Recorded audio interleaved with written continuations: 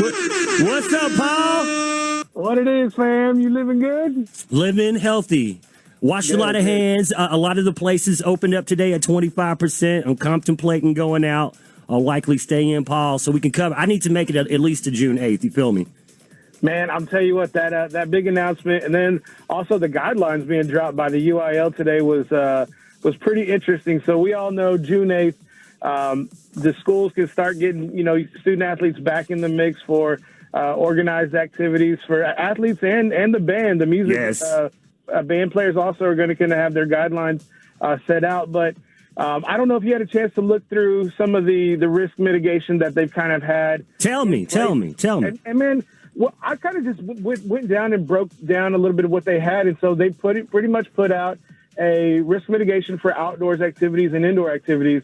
And I started just kind of going through the bullet points, and I just said to myself, this is an off-season program. And I think that's why these factors were probably put into place. So, they're not going to let, if there's non-exercise times, everybody needs to be, 6 feet away from each other. And if there is exercise time, they can't be in groups of more than 15, 15 or less outdoors. And so I started thinking to myself, if I were coaches and if I were, individuals out there, I would start putting a plan together which would probably imitate or simulate what they have in their off-season program. So for the indoor risk mitigation, no more than 10 per group. So, the smart thing to do is we're going to have a circuit training probably going on for a lot of these schools.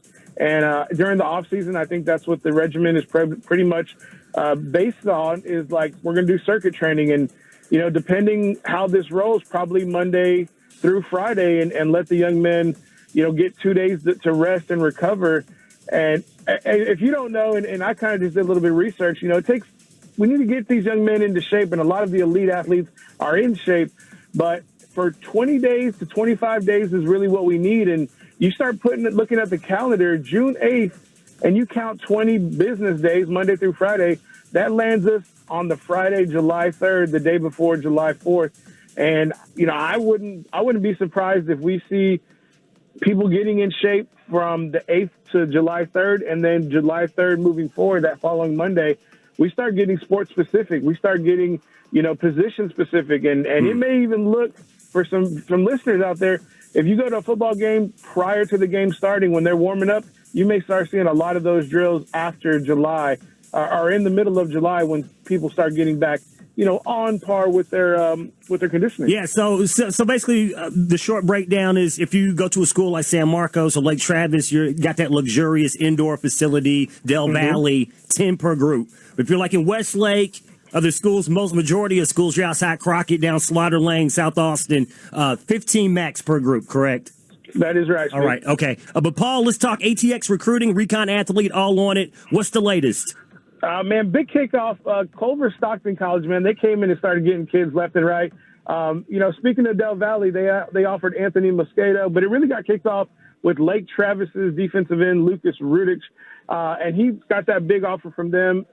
Brendan Jones, man, defensive end, LBJ, Houston Baptist, really big offer for him to start to get away from, the more of the military academies.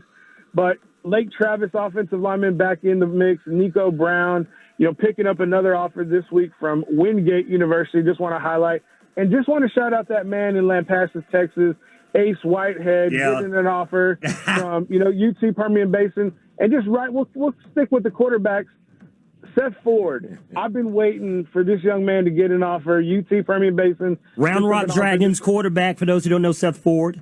Round Rock Dragons, right. Quarterback. Okay. And, man, I was really excited for him. But I think the highlight of the week, and we'll get more into the offers in the second half, the biggest offer this week was Tavia Dunlap, running back, Del Valley, getting an offer from Virginia.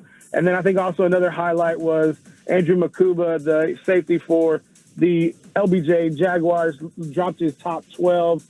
Schools like Arizona State, Texas, Auburn, Georgia, TCU, UCLA, Clemson, all over the map. Tons of big D1 schools. So great things happening for the young men in Austin, Texas. Yeah, and shout out to Ace Whitehead because we asked on our Instagram story at FLX ATX, FLX ATX, what Austin area player would make the best reality show star. And he commented, well, it's the one that already has a documentary made about him. Wink, wink. So Ace Whitehead, carrying the drip, talking a little swag on the social media. But big shout out to Land Passes. Them and with LBJ dropping into that district, we're really going to get a big up and close with the Taylor Ducks, Land Passes Badgers, Fredericksburg Billies, Canyon Lake. It's going to be a fun deal. So, Paul, we'll talk to you again at 7:10. Where can they follow you on social media?